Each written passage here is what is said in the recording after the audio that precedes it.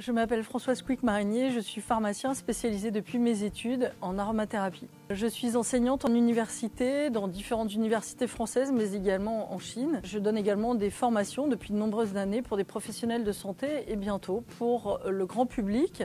Enfin, j'ai la chance de pouvoir rédiger des articles, notamment dans ce beau magazine Sens et Santé. Sens et Santé est un nouveau magazine où justement on va considérer l'homme dans sa globalité, où on va justement chercher des complémentarités par rapport à la médecine que l'on connaît habituellement, et on va justement essayer de relier la santé avec la globalité de l'homme et donner du sens à tout ça.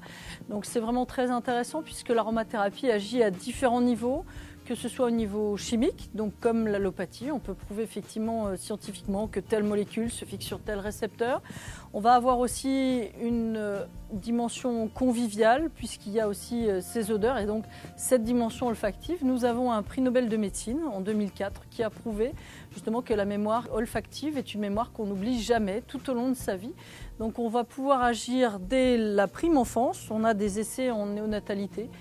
Des enfants qui sont nés depuis 2 heures et qui vont reconnaître une odeur 7 mois et 21 mois après, la même odeur, mais aussi chez des gens en fin de vie qui vont se rappeler une odeur de leur enfance. Tout le monde un jour, et c'est très connu, a ressenti comme Proust et sa Madeleine, une odeur qui lui a rappelé des bons ou des mauvais souvenirs. Donc on a aussi ce sens-là par rapport à la santé qui est très important à prendre en compte.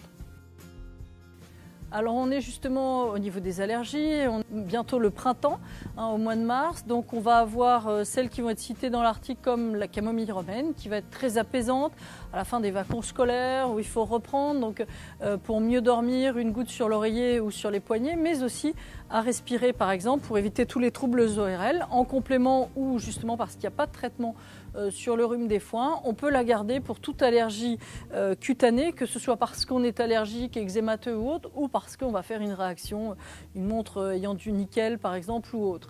On a également l'estragon que vous connaissez très bien en cuisine, donc on va l'utiliser comme aromate aussi et justement comme digestif, mais cet estragon qui le plus simple est à avaler, une goutte par exemple le matin ou matin et soir pendant les périodes de crise de rhume des foins, va être très efficace comme anti-allergique.